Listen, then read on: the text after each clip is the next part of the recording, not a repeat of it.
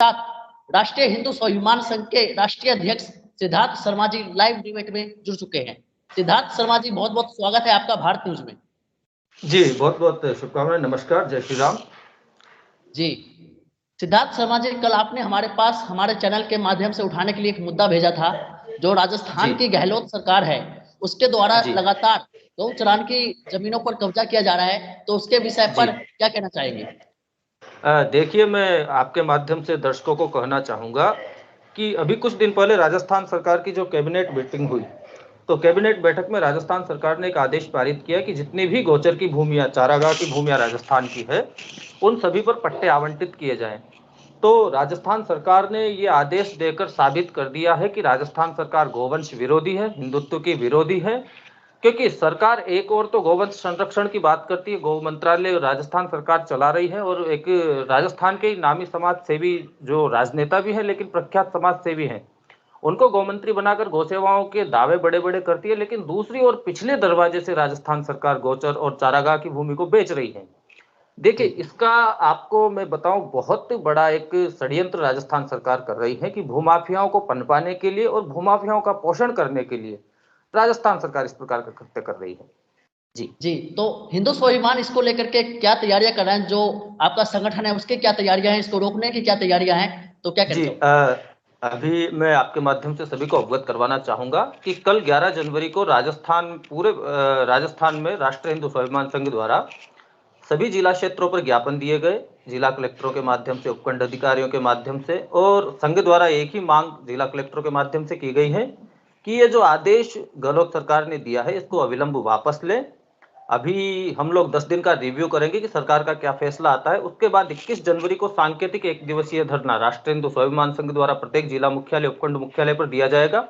उसके बाद भी यदि सरकार हमारी बात नहीं सुनती है, गोभक्तों की बात नहीं सुनती है, तो सड़क पर उतरकर आंदोलन किया जाएगा। फिर उसके जो भी सिद्धार्थ जी, परिणाम आते हैं। जी, एक सवाल रहेगा, जो राष्ट्रीय बिल्कुल। हिंदू स्वाभिमान संघ है वो जी, जो आप धरना प्रदर्शन की बात करते हैं, तो धरना प्रदर्शन में मुख्य मांगे किस प्रकार की रहेगी? देखिए, हमारी राजस्थान सरकार से हमारी कोई बड़ी मांग नहीं है। हम राजस्थान सरकार से केवल इतना चाहते हैं कि एक तो जितनी भी गौशालाएं हैं, सरकारी गौशालाएं जितनी भी है, उनमें व्यवस्था सुधारी जाए, क्योंकि भारी मात्रा में गायें मर रही हैं। जी दूसरा, चारागाह भूमि का जिस प्रकार से बंदरबाट राजस्थान सरकार करना चाहती है, इसको अविलंब रोके। हम चाहते हैं कि ये जो चारागाह की भूमि है, सदियों से हमारे पूर्वजों ने, पूरे राजस्थान के जितने भी धर्म प्रेमी हैं, उन्होंने इसलिए छोड़ी है कि इस पे पशु चर सके, तो इसको जी केवल पशुओं के लिए रहने दीजिए। आज मैं आपके माध्यम से एक छोटी सी बात करना चाहता हूं कि मान लीजिए जनता को कोई परेशानी होती है, तो जनता सड़क पर आकर आंदोलन कर लेती है। कहीं पर जनता का सरकार हक मारती है तो जनता सड़क पर उतर सकती है, लेकिन पशु कैसे जी सड़क पर उतरेगा? पशु के हितों की रक्षा करना आपका, मेरा, सरकार का दायित्व है। लेकिन ये सरकार केवल और केवल भूमाफियाओं को वृद्धि देने के लिए, अपने जो चहेते लोग हैं, क्योंकि सरकार के पास अब समय कम बचा है, तो दोनों हाथों से लूटने का काम सरकार कर रही है। जी तो इस पे हमारा पूरा प्रयास रहेगा कि सरकार इसको रोके। यदि नहीं रोकती है तो हम ऐसा आंदोलन खड़ा करेंगे, फिर उसके जो भी नकारात्मक परिणाम हो वो सरकार की जिम्मेदारी होगी। जी, बिल्कुल। जिस प्रकार से बीजेपी सरकार है, विपक्ष की जी, सरकार है राजस्थान के अंदर, तो बीजेपी सरकार क्या कर रही है इसको लेकर के? अब क्योंकि देखिए, भाजपा तो हमें मुझे कांग्रेस की विपक्षी है, तो विपक्षी पार्टियों का ये मुद्दा भी बन जाता है, इस मुद्दे को उठाना जी, चाहिए। देखिए, मुझे बड़ा दुख होता है ये बात कहते हुए कि राजस्थान में जो भाजपा को विपक्ष का दायित्व निभाना चाहिए था, जी वो दायित्व निभाने में थोड़ा है। क्योंकि ये मुद्दा ऐसा है कि इस पर हम संगठन उतरते या बाकी लोग उतरते, इससे पहले विपक्ष में होने के नाते भाजपा को कमान संभालनी चाहिए थी, लेकिन भाजपा इस कुछ मुद्दों पर फेल्योर साबित हो रही है। तो मैं उनसे भी ज्यादा कुछ तो नहीं, क्योंकि काफी सारे कार्य हैं जो हिंदुत्व को लेकर कर रहे हैं, और हिंदुत्व को बढ़ावा देने की सोच भारतीय जनता पार्टी रखती है। तो हालांकि मेरे आपके माध्यम से मेरा यही कहना होगा कि इस मुद्दे पर भी प्रमुखता से भारतीय जनता पार्टी जनता का पक्ष ले, गोभक्तों का पक्ष ले और गोवंश का पक्ष ले। राजस्थान में लगातार गाय कटती है, लगातार जो गाय जी, है उसको जी, मुसलमानों के द्वारा, मुल्लों के द्वारा ले जाया जाता है, तो उसको जी, लेकर के क्या तैयारियां चल रही? क्योंकि आपके हिंदू संगठन की तरफ से एक गौरक्षा विभाग भी चलाया जाता है, तो उसको लेकर के क्या जी। तैयारियां है? देखिए, हमारी मुख्य जो संगठन में है मांगे, और जो संगठन में गोरक्षा के लिए उद्देश्य है, हमारी मांग शुरू से रही है, और इसको लेकर हम जल्द एक आंदोलन भी खड़ा करने वाले हैं कि राष्ट्रीय गोरक्षा अधिनियम बने। जिसके तहत जो गोचर है उनकी सुरक्षा के कानून बने, गो परिवहन के कानून बने कि इन नियमों के तहत सुगमता से ही गाय को इधर उधर ले जाया जा सकता है ताकि गो तस्करी बंद हो। उसके साथ पशु अत्याचार अधिनियम, पशु अत्याचार निवारण अधिनियम, इन सबको केंद्रीयकृत व्यवस्था में लाया जाए। किसी राज्य के कानून न होकर ये केंद्र से कानून बने और सभी राज्यों पर समान रूप से लागू हो। साथ ही गोहत्या जो होती है उसको रोकने के लिए इसी में दंड का प्रावधान हो, जो इस प्रकार से हो कि जैसे मानव वध पर आईपीसी की धारा 302 के तहत मुकदमा चलाया जाता है किसी भी व्यक्ति पर, न्यूनतम उम्र कैद से लेकर अधिकतम फांसी तक उसको दी जाती है। ठीक वैसे ही हमारी मांग है कि राष्ट्रीय गोरक्षा अधिनियम बनाकर गोहत्यारों को आईपीसी की धारा 302 के तहत दंडित करने का प्रावधान लाया जाए। गोहत्या पर न्यूनतम आजीवन कारावास और अधिकतम फांसी का प्रावधान हो। तो इसके लिए जो भी होगा सड़क तक उतरना पड़ेगा, हम लोग करेंगे। जीवन भी देना पड़ा तो हम देंगे। अब तक अगर मैं एक सवाल पूछूं, जो राष्ट्रीय हिंदू स्वाभिमान संघ है, इसके कितने कार्यकर्ता कार्यरत है संगठन के अंदर, तो क्या कहना चाहोगे? अब तक फिलहाल में कितने क्षेत्र में आपकी जो टीम है वो कार्य कर रही है? जी देखिए, अभी तक की हमारी दो बड़ी उपलब्धियां हैं गोरक्षा के क्षेत्र में। वैसे तो हमने काफी सारे मुद्दों पर कार्य किया है और करते ही रहते हैं, लेकिन दो बड़ी उपलब्धियां हैं। एक, तमिलनाडु सरकार के खिलाफ हमने केस जीता है तमिलनाडु हाईकोर्ट में।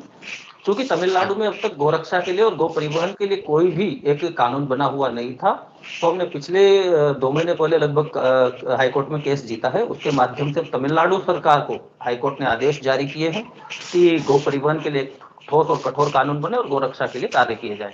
इसके साथ ही कई समसामयिक मुद्दों पर, जैसे मान लीजिए बीकानेर में दरगाह का विवाद हुआ तो उस पर हमने महत्वपूर्ण भूमिका निभाई। नोखा में गोमांस बरामदगी का प्रकरण था, उसमें महत्वपूर्ण भूमिका निभाई। समसामयिक मुद्दों पर हमारा ध्येय केवल एक ही है, राजनीति की तरफ न बुड़ना। केवल और केवल हिंदू समाज की सेवा किस प्रकार हो सकती है, हिंदुओं को एकत्रीकरण किस प्रकार हो सकता है, हिंदुओं की मजबूती किस प्रकार आ सकती है, वो हमें कार्य। और इन्हीं सब चीजों के लिए राष्ट्रीय हिंदू स्वाभिमान संघ जनता के बीच में, जनता के साथ खड़ा हुआ है। आखिरी में जनता को क्या संदेश देना चाहते हो आप? देखिए, मैं आपके माध्यम से प्रत्येक हिंदू वर्ग से अपील करना चाहता हूं कि आज देश में दो विचार चल रहे हैं। एक विचार कट्टरवादी है, दूसरा शांतिप्रिय तरीके से हिंदू धर्म को आगे ले जाना चाहता है। मैं दोनों विचारधाराओं को साथ रखने के पक्ष में हूं। हमने संघ में युवा शाखा अंगद सेना बनाई हुई है, दूसरा मुख्य संघ है। अंगद सेना में जो कट्टर विचार रखते हैं, जो युवा कुछ कर गुजरने के इच्छुक है धर्म के लिए, उन सभी को साथ रखा है। साथ ही जो बौद्धिक वर्ग है, अपनी बौद्धिक क्षमताओं के आधार पर देश में और हिंदू समाज में परिवर्तन लाना चाहता है, उसको भी हमने संघ के माध्यम से साथ रखा है। और एक छोटी सी, क्योंकि विषय से अलग ले जाकर आपसे 2 मिनट की एक अलग बात मैं रखना चाहूंगा आपके माध्यम से, कि आप पुरानी जब हमारी शंकराचार्य जी की परंपरा के बाद का जब दृश्य देखेंगे तो शंकराचार्य जी ने 4 शंकराचार्य नियुक्त किए, कि उस समय पर हमारी जो शासन व्यवस्थाएं थी वो लचर हो गई थी। उसके बाद कालांतर में जो नागा साधु बने, उसके बाद ये मान लीजिए हमारी काफी सारे ऐसे दल और संगठन आए जो हिंदुत्व के लिए काम करने वाले थे। लेकिन वर्तमान परिस्थिति में ये हो रहा है कि जितने भी हिंदूवादी संगठन या हिंदुओं के लिए काम करने के लिए जो संगठन बन रहे हैं, वो धीरे धीरे राजनीतिक परिप्रेक्ष्य में आकर राजनीतिक ओढ़नी ओढ़कर अपने लक्ष्य से भटकते जा रहे हैं। तो मैं सभी हिंदुओं से अपील करना चाहूंगा कि आपकी लड़ाई बाहर से कोई संगठन आकर लड़ने वाला नहीं है। अब हमें स्वयं ही अपनी अपनी लड़ाई लड़नी होगी। जी, आज जितने भी संगठन हैं, तो हिंदुओं को यही मेरा छोटा सा संदेश है आपके माध्यम से कि स्वयं जागिए, जागृत होइए, क्योंकि वर्तमान में बहुत सालों बाद ये समय आया है कि आपके सामने साधन, संसाधन, विकल्प सब कुछ हैं। अगर अभी आप नहीं जागते हैं तो भविष्य में क्या होगा ये सर्वविदित है। कश्मीर में जो हुआ है, हो सकता है राजस्थान, हरियाणा, मध्य प्रदेश, पंजाब और देश के बाकी हिस्सों में भी हो। जी, तो यही मेरा बिल्कुल जी। बिल्कुल बिल्कुल। हमारे साथ इस वक्त लाइव डिबेट में जुड़ रहे थे सिद्धार्थ शर्मा जी, राष्ट्रीय अध्यक्ष राष्ट्रीय हिंदू स्वाभिमान संघ।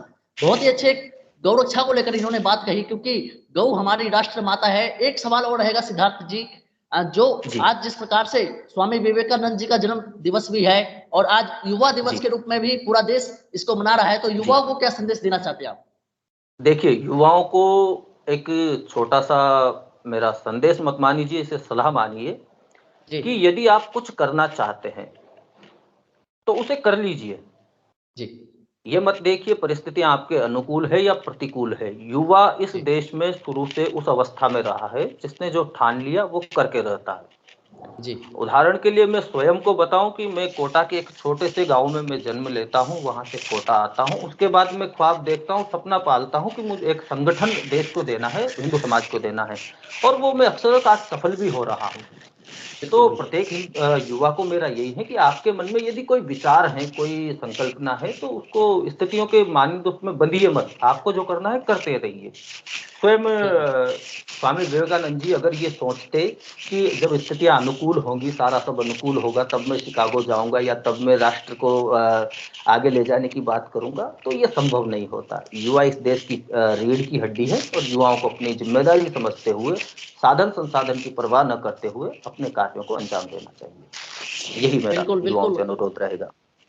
बहुत ही अच्छा संगठन है आपका क्योंकि अ, और मैं एक सवाल और करना चाहता हूँ क्योंकि जी जी ज़्यादातर जो मुसलमान हैं क्योंकि मेरा खुद का जी पर्सनल पेज है, उस पर ज़्यादातर मुसलमान ये लिखते हैं, कहते हैं महाराज जी जी आप ज़्यादातर क्या नाम है मुसलमानों के खिलाफ चलते हो, जो मुल्लों जी। की बात है वो हमेशा आप गलत लिखते हो, मगर तुम्हारी औकात ही यही है। क्योंकि हमारा चैनल इस उद्देश्य के साथ ही बनाया गया है, हिंदूवादी संगठनों को आगे ले जाए और जो बिल्कुल अपनी बात जो कोई चैनल नहीं चलाता है स्पेशल हिंदुओं के लिए हमारा चैनल बना है और हम हिंदुत्व से जुड़ी ही सारी बातें उठाएंगे। और बिल्कुल। सिद्धार्थ जी बहुत ही अच्छा हुआ है क्योंकि हमारा चैनल अभी हाल ही में सैटेलाइट हुआ है और ऊंचे जी। प्लेटफॉर्म पे भी गया है और हो सके और आगे भी जाएंगे, तैयार है तो नहीं कुछ नहीं, इसी बहुत प्रकार बहुत की है। बहुत बहुत शुभकामनाएं आपके चैनल के लिए, और मैं ईश्वर से प्रार्थना करता हूं कि ये भारत के अग्रणीय चैनलों में शामिल हो। बिल्कुल हमारे हमारा जो लोगो है चैनल का टाइटल है वही यही है राष्ट्र की बात, क्योंकि राष्ट्र से बिल्कुल। जुड़े हम मुद्दे उठाते हैं और हाल ही जी में 2 फरवरी से हम एक प्रिंट मीडिया का भी जो उतारना चाह रहे हैं, राष्ट्र की बात के नाम से हमारा प्रिंट मीडिया होगा जो जी साप्ताहिक रूप में एक अखबार के रूप में प्रसारित होगा और उसमें जी ज्यादातर हिंदुत्व से जुड़े मुद्दे ही हम चलाएंगे।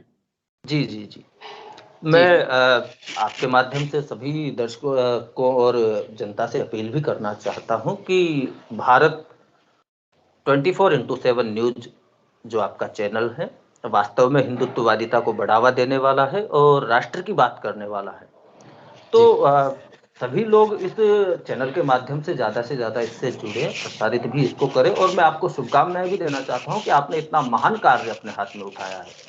क्योंकि जी, आज ये मान लीजिए कि चैनल के नाम पर जितने भी देश में चैनल हैं, वो केवल चाटुकारिता के लिए प्रसिद्ध हो रहे हैं।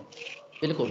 केवल दलाली करने का काम चैनलों का हो रहा है। हिंदुत्व की बात को चैनल, कोई सा भी चैनल नहीं उठा रहा है। उस जी, समय में अभी पीछे आप इस जी बिल्कुल, अभी पीछे गुड़गांव में एक मुद्दा हुआ, गुड़गांव का मुद्दा पूरे भारत ने देखा, पूरे देश ने देखा, जी पर किसी बड़े चैनल ने उस मुद्दे को नहीं उठाया। जी। क्योंकि देखिए गुड़गांव के इनका अंदर आपने कारण देखा है, किस प्रकार इनका से। इनका एक जी, कारण है कि आज के समय में पहले वो होता था कि अखबार पहले छपता था, बाद में बिकता था। आजकल जी, बिकने से पहले अखबार छपने से पहले बिकने लग गए हैं। चैनल में खबर बिल्कुल, बाद में आएगी, सौदा पहले हो जाता है। तो वर्तमान समय में बाकी मीडिया चैनल से तो हम उम्मीद नहीं कर सकते कि वो सच को दिखाएंगे या हिंदुओं का पक्ष लेंगे। और मैं बहुत बहुत शुभकामनाएं देना चाहता हूं आपको कि आपने इतना महान कार्य, क्योंकि एक ये मान लीजिए कि माँ भारती की सेवा है और हिंदुत्व की सेवा है किस तरह से भी। बिल्कुल। तो बहुत बहुत शुभकामनाएं आपको और आपकी पूरी जी, टीम को मेरी ओर से। जी बहुत-बहुत धन्यवाद आपका, आप हमारे चैनल पर लाइव जुड़े और लाइव डिबेट में जुड़े। सिद्धार्थ शर्मा जी हमारे साथ थे, राष्ट्रीय हिंदू स्वाभिमान संघ के राष्ट्रीय अध्यक्ष हैं और बहुत ही अच्छा लगा आज इनसे बात करके। तो सभी साथियों को जय जय श्री राम, जय हिंदू राष्ट्र, जय हिंदुत्व, जय जय भारत न्यूज़, जय राष्ट्र की बात। जय श्री राम।